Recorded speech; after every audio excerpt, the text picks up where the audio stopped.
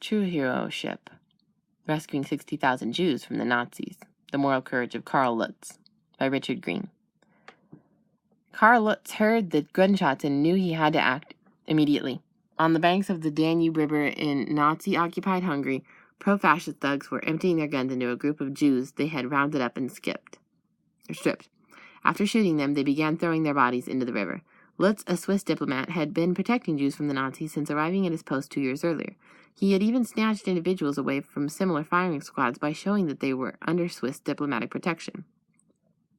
He was not about to stop now. He told his driver to hurry toward the gunshots. Arriving on the scene and still wearing his suit, Lutz rushed into the waist-deep water to rescue a bleeding Jewish woman who miraculously was still alive. He pulled her ashore, placed her on the back seat of his black Packard, and sped to a diplomatic safe house where the woman underwent immediate surgery. Lutz's public bravery that day saved the woman's life, but today Lutz is hailed much more for what he accomplished in secret. Leading what historians call the largest civil rescue operation during the Second World War, Lutz helped save some 62,000 Jews from being deported to Auschwitz and certain death. The moral courage displayed by Lutz during the 1940s was rooted in his Christian faith, which was shaped during his childhood decades earlier. Karl Lutz was born in Walzenhausen, Switzerland on March 30th, 1894, the second youngest of 10 children by Johannes and Ursula Lutz. Most of the community surrounding Johannes Lutz's sandstone quarry consisted of impoverished farmers. Ursula Lutz, a devout Methodist, taught Sunday school, and she taught her own children to pray, read the Bible, and how to live a life that pleases God. Lutz's biographer Theo Tsui wrote that entire entries in early diaries showed that in his youthful enthusiasm he wanted Jesus to guide his life. Just as the Lord Jesus retreated to a quiet place to pray, Lutz one day bounded up into the wooded hills above his house to talk privately with God. Shui wrote that the young boy demanded loudly that Jesus make him do something unusual when he grew up, became a missionary, or a great scientist. At 18, Karl immigrated to the United States, working odd jobs to finance his schooling. In 1918, he enrolled at Central Wesleyan University in Warrenton, Missouri, where he studied Latin and theology with the intent to become a pastor. He stayed there 2 years. A summer job in Washington, D.C., and the Swiss legation prompted Lutz to consider a diplomatic career instead. So he left Missouri and enrolled at George Mason University in the nation's capital, where he pursued history and law, graduating in 1924. Lutz continued serving with the Swiss legation, assuming responsibilities at consulates in Philadelphia and then St. Louis.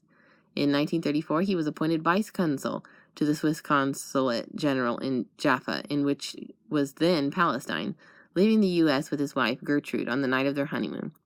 While in Palestine, at the time under British rule, Lutz defended the rights of German citizens living throughout the region, keeping them from being deported by the British. That very service would later prove critical when Lutz stood up to the Nazis in Hungary.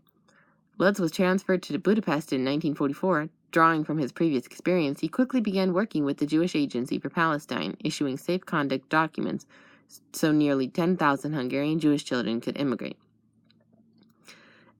In March of that year, fearing Hungary might sign a peace treaty with the Allies, Germany invaded the country and set up a puppet regime. Pro-Nazi parliamentary began to ruthlessly enact Hitler's final solution and order Jews to death camps. Terrified, Jews besieged Lutz's office, crying out for assistance. Moved by their plight, Lutz remembered how his mother had shown Christian compassion to the downtrodden back home. According to the historian Xavier Cornut, that's the moment when Lutz recalled his childhood prayer. He felt that God answered him when Budapest Jews came to him for help. Cornut said, Lutz approached SS Lieutenant Colonel Adolf Eichmann, who had come to Budapest, and requested 8,000 diplomatic letters of protection. Eichmann said Lutz must appeal to Hitler, which he did, and he received a surprising reply from Berlin. This is the man who represented our interests in Palestine to such satisfaction that I am willing to acquiesce to his request. At every step, Lutz shrewdly extended the protection to cover far more than the intended number of people. Instead of applying the protection letters to individuals, Lutz interpreted them to cover entire families. Each letter bore a distinct number, and Lutz never reached 8,000. When he reached 7,999, he forged tens of thousands of additional letters by starting again at number 1. At the same time, Lutz established 76 safe houses across Budapest, where Jews were housed, fed, and diplomatically protected. The most legendary was known as the Glass House, a former glass factory where 3,000 Jews found refuge. The ruse was so effective it was duplicated by other diplomats of neutral countries, including Sweden's Raoul Wallenberg. In 1944, Wallenberg had been given an assignment to bring 300 to 400 Jewish businessmen and their families to safety in Sweden. He was stunned to hear that Lutz had already provided safe haven for at least 20,000 Jews. Wallenberg realized he needed to get his sights higher. Soon, Sweden established 32 of its own safe houses near the ones Lutz had established. Furious that Lutz had undermined the genocide of Jews, the Hungarian government leaders requested permission to assassinate him, but Berlin never replied. Following the war, Lutz returned to Switzerland only to have his rescue mission come under fire. He was reprimanded by his government for exceeding his authority. Still, he was acclaimed by others. In 1965, he became the first Swiss national to be named by the State of Israel to the list of righteous among the nations, and he was nominated 3 times for the Nobel Peace Prize. Lutz died on February 13, 1975. 20 years later, under pressure, Switzerland officially recognized his feats. In speech after speech, Agnes Hershey, Lutz's stepdaughter, affirmed her father's heroics. He launched his mission to save the Jews in Budapest out of his religious and moral convictions. As an engaged Christian, he could not tolerate Jews being pursued and killed. He risked his life and career. He knew that God gave him this task, and he was confident that God would give strength to fulfill it.